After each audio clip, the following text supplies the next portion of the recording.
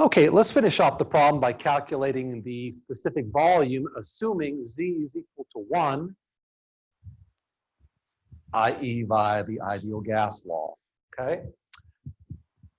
So let's finish off the problem by calculating specific volume, assuming the ideal gas law, all right? Let's do that.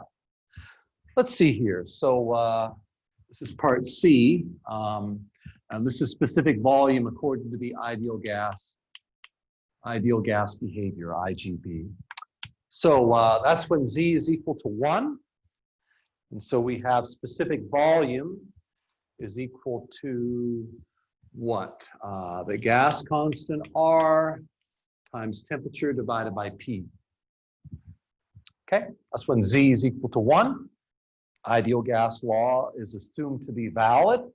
Let's see here. Gas constant R. Gas constant, where do we put it here? Oh, 0.416.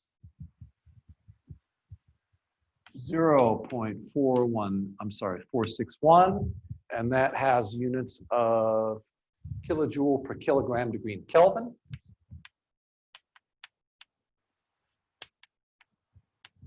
And then my temperature is what? 793 degrees Kelvin. 793 degrees Kelvin. And then we got pressure, which was what? 120 bar. 120 bar. Okay, so I crank through that. Let's see here. So I crank through that, go through and do all the conversions. I won't do it here. I get 0.0305 cubic meters per kilogram. So specific volume using ideal gas law or ideal gas behavior is 0.0305 cubic meters per kilogram, okay? Okay, so we have 3 different specific volumes that we calculated in this problem.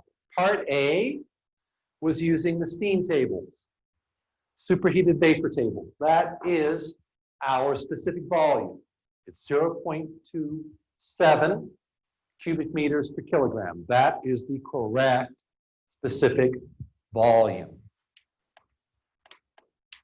True or actual specific volume. And then we use the compressibility factor. We use the compressibility factor found of Z of approximately 0.91. And we calculated specific volume of 0.027 cubic meters per kilogram. Very close to the value out of the steam table or the superheated vapor tables, okay? Very good agreement between use of the compressibility factor Z to calculate specific volume and the actual value from the superheated vapor tables. And then we use the ideal gas law, and we found that we get 0.0305. 0305, okay? And we can see this is not very accurate. We're off by about 10% compared to the true value and compared to the using the compressibility factor. Why is that? Because earlier we noted that the reduced temperatures and pressures were not in the correct range to assume Z is approximately equal to 1, ideal gas behavior. So let me remind you, before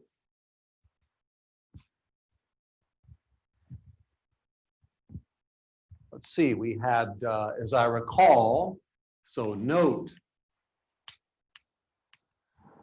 reduced pressure was what, 0.55 as I recall, and reduced temperature.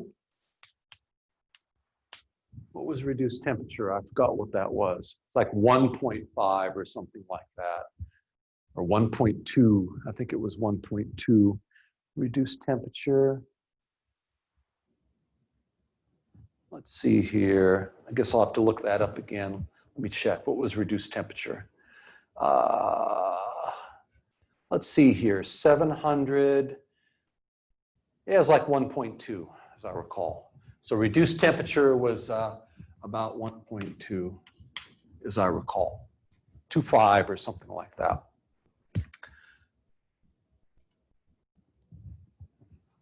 So reduced pressure 0.5, reduced temperature 1.2. Pressure reduced is not less than 0.2.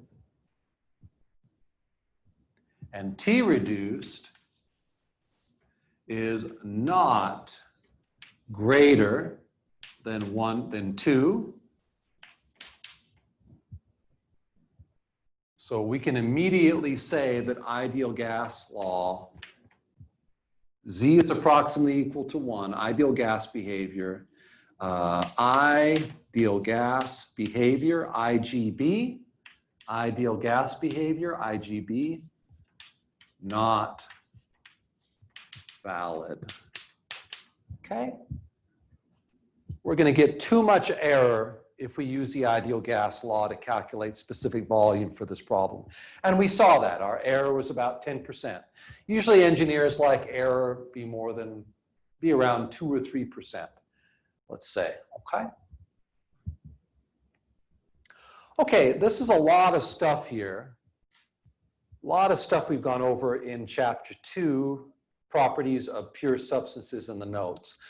Let me show you a table here that you might find extremely useful to keep your head straight on what the various property relationships are, how to get the various properties for the various materials and the phases. If you look at the very back of the notes in section 2.26, you'll see a review of property relationships. So, how does this chart work?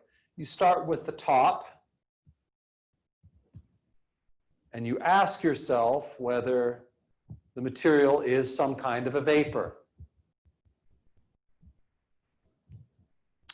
B here in this expression can be any quantity like specific volume, internal energy, and enthalpy.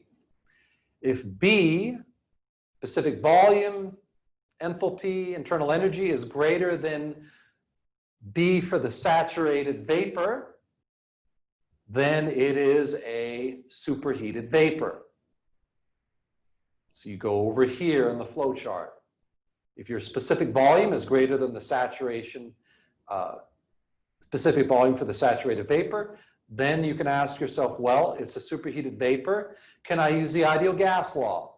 Is IGB valid? Ideal gas behavior valid?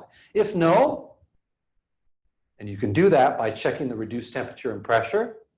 If no, then you use superheated vapor tables. If yes, then you can use the ideal gas law. Then you can use the ideal gas law. Okay? If you are not a superheated vapor, then you could be a saturated mix. So is internal energy, specific volume, or specific enthalpy between that of the saturated liquid and the saturated vapor? In other words, are we within the dome? If so, then we're a saturated mixture, and you can calculate properties using quality. Remember, B here is a variable that represents specific volume, internal energy, and enthalpy. If you are not within the saturation dome, then you must be a supercooled liquid, and then we have all the approximations here for internal energy, specific internal energy, specific volume, and specific enthalpy for a supercooled liquid. And we use these in an example as well. I suggest you keep this table handy, and it allows you to make it easier to do problems where you may have various states and phases to deal with, okay? So I do want to point out this flow chart that you have in section 2.26 in the notes. All right, ladies and gentlemen, that's all I have for today. Next week, we'll be moving on to work, heat, And then after that, we'll be moving on to the energy balance.